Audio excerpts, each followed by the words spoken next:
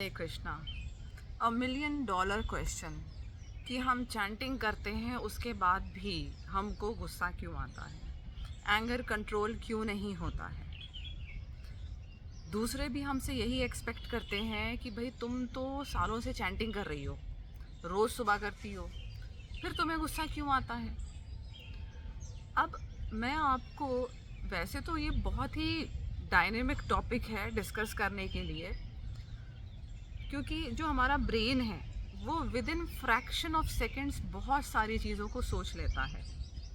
आप 1 सेकंड के अंदर अपने दिमाग में पूरा नया वर्ल्ड क्रिएट कर सकते हैं, इतनी तेज़ सोचता है दिमाग। तो इसीलिए मैं आपको स्टेप बाय स्टेप कई चीज़ें समझाऊंगी शास्त्रों के ही हिसाब से, जो कि आपके चैंटिंग को भी बल देगा और चैंटिंग करने के बावजूद भी आपको गुस्सा क्यों ट्रिगर हो जाता है इसका जवाब भी देगा। एकदम क्रक्स पे आते हैं कि चैंटिंग करने के बावजूद भी गुस्सा क्यों आ रहा है। देखिए, पहले तो जो भी लोग जप करते हैं, स्पेशली महामंत्र का, उनको पता है कि 10 नाम अपराध होते हैं जो कि इस बुक में दिए हुए हैं, पद्म पुराण से लिए गए हैं। 10 नाम अपराध, उसमें एक नाम अपराध के तौर पे है कि वैदिक शास्त्रों अथवा प्रमाणों का खंडन करना। अब मैं ये नहीं कह रही हूँ कि आपने शास्त्रों का खंडन किया है या प्रमाणों का, लेकिन अगर शास्त्र पढ़ेंगे ही नहीं, उनकी बातों को समझेंगे ही नहीं, तो फिर वो व्यर्थ हैं, फिर लिखे क्यों गए हैं। इन्हीं शास्त्रों से आपको पता चलता है कि हमको नाम जप करना है, तो इन्हीं में कुछ ज़रूरी बातें लिखी हैं जिनको हमें पढ़ना चाहिए और फॉलो भी करना चाहिए। आपका नाम जप और आपके माइंड को सूदन अप करेगा, शांत करेगा, लाइन अप करेगा आपके थॉट प्रोसेस को, अगर आप ये 10 नाम अपराध जो दिए हैं इसमें वो करना अवॉइड करें, ना करें ऐसे अपराध, तो आपके नाम जप में और बल आएगा। पहला पॉइंट टू बी नोटेड। दूसरा पॉइंट, हमें क्रोध क्यों आता है।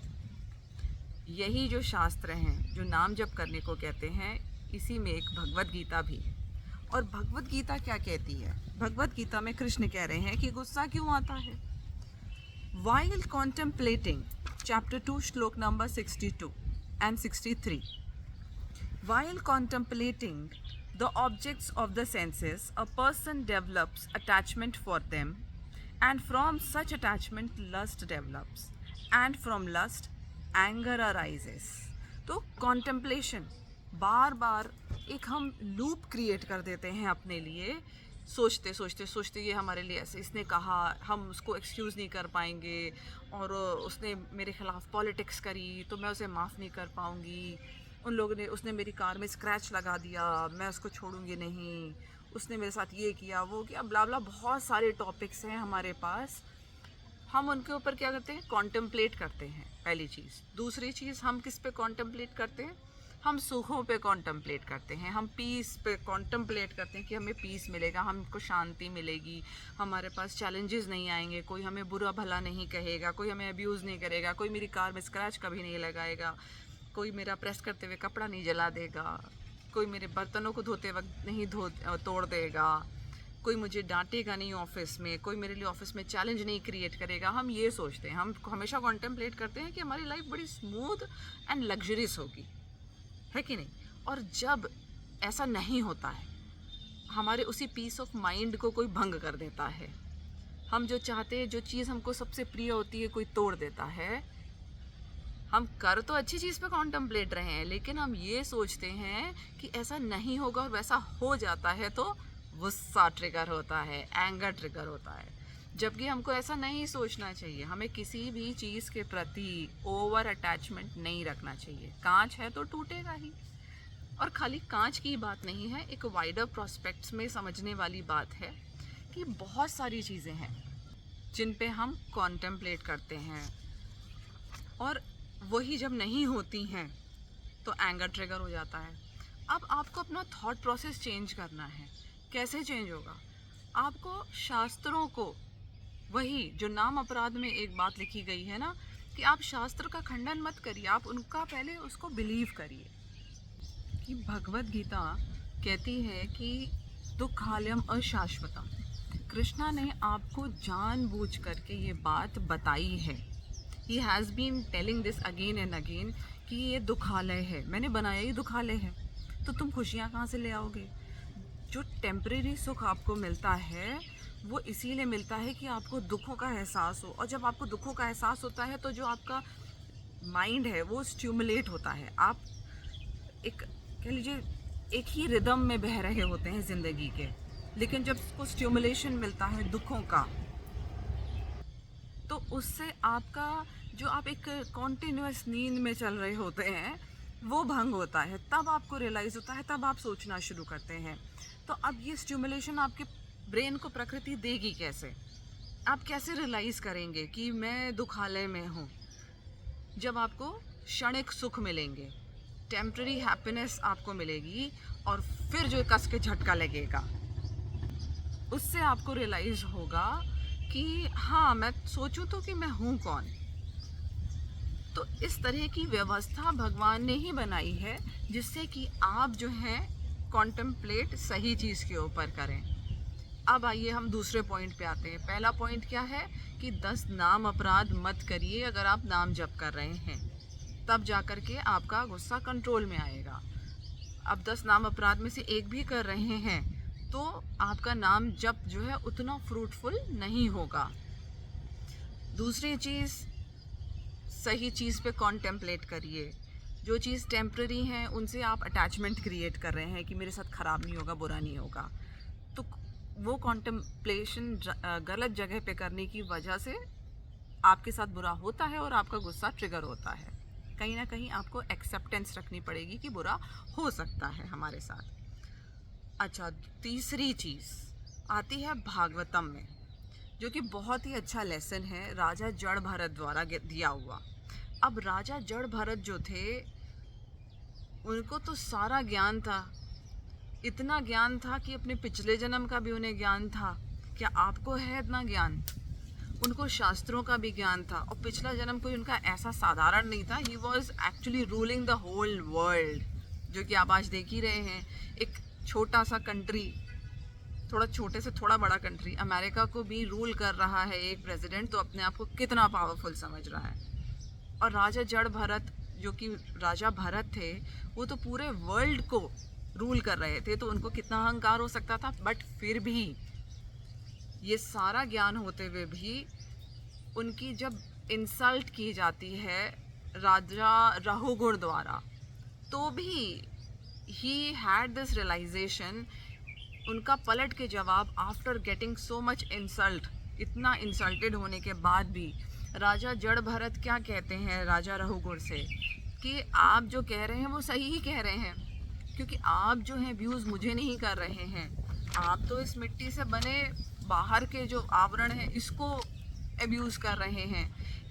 आप इसके बारे में जो भी कह रहे हैं वो सही है, ये तो मैं हूँ ही नहीं।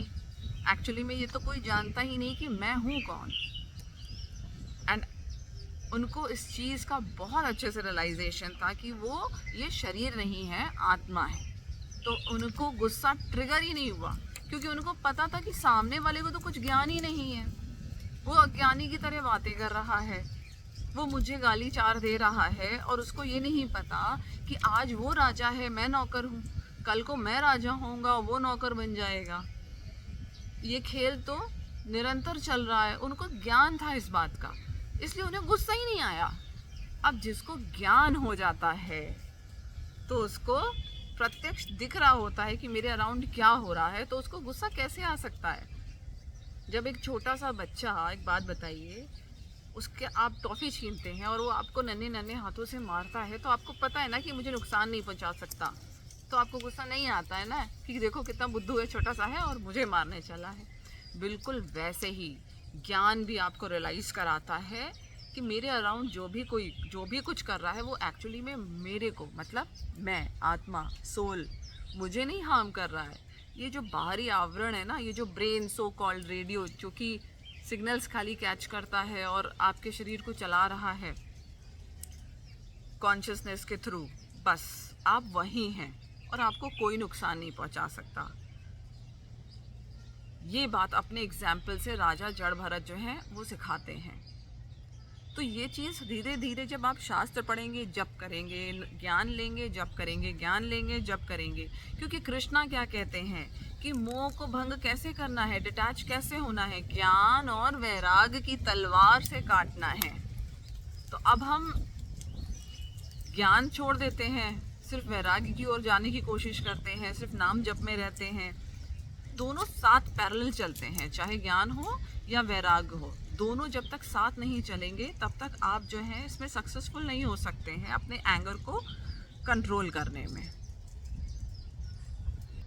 तो नेक्स्ट टाइम अब आपके माइंड में ये बात आए या आपसे कोई कहे कि तुमको जब करने पे भी गुस्सा आता है, तो इन बातों को सोचिएगा कि मैं अभी तक प्रैक्टिस नहीं कर रही हूँ, कि ये एक दुखालय है और मैं कॉन्टेम्पलेट कर रही हूँ सिर्फ सुखों के ऊपर, और जब सुख की जगह दुख आते हैं तो मेरे को गुस्सा ट्रिगर होता है। मेरी एक्सपेक्टेशन है कि ये मेरे साथ अच्छे से बिहेव करेंगे, ये मुझे समझेंगे, ये मेरे साथ कुछ गलत नहीं होगा, तो उसकी वजह से आप में गुस्सा ट्रिगर होता है। अब कॉन्टेम्पलेट करिए दुखालय पे कि ये दुखालय है। 10 नाम अपराधों से बचिए नाम जप करते हुए। और राजा जड़ भरत की बात को याद रखिए कि ये शरीर आप नहीं हैं, और आपको जो भी कोई कुछ बुरा भला कहता है वो इस शरीर से कह रहा है। आप एक्चुअली में जो है आपसे नहीं कह रहा है, वो तो आपके कर्मों के अनुसार आपके परिस्थितियां आपके सामने आके खड़ी हो रही हैं, आपके कर्मों को बर्न करने के लिए भी। तो ये भी एक वजह है कि आपको गुस्सा नहीं आना चाहिए, क्योंकि बुरा हमारे साथ जो भी होता है वो हमारे ही कर्मों का फल होता है। तो इन ऑल ये बातें हमारे थॉट प्रोसेस को और वाइडन अप करती है।